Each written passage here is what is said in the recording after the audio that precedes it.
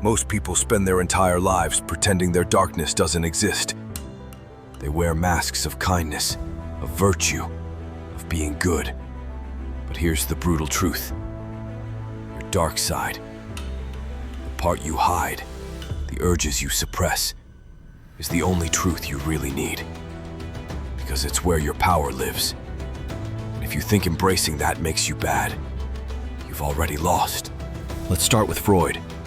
He taught us that beneath the polished surface of civilization lies the id, the primal, instinctive part of our psyche, driven by desire, aggression, and survival. It's messy, it's raw, and it's essential.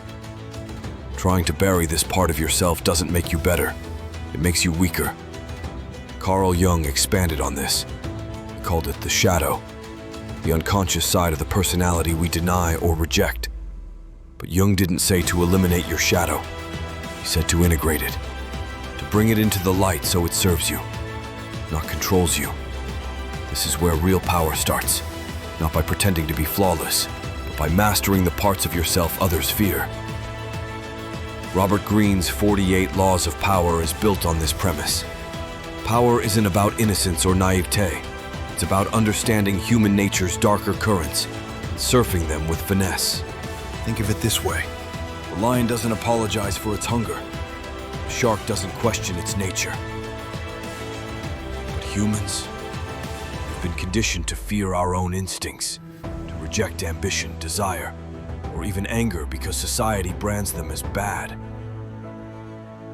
But power, true power, is amoral. It doesn't care about your moral compass. It only cares if you win or lose. Look at history's most effective leaders. Churchill in war, Cleopatra in seduction, or even Steve Jobs in business.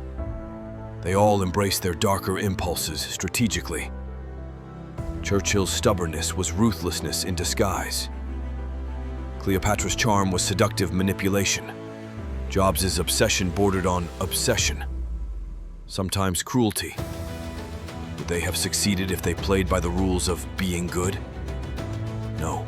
Now, ask yourself, how often do you find yourself holding back because you're afraid of being seen as too much, too ambitious, too intense, too dominant?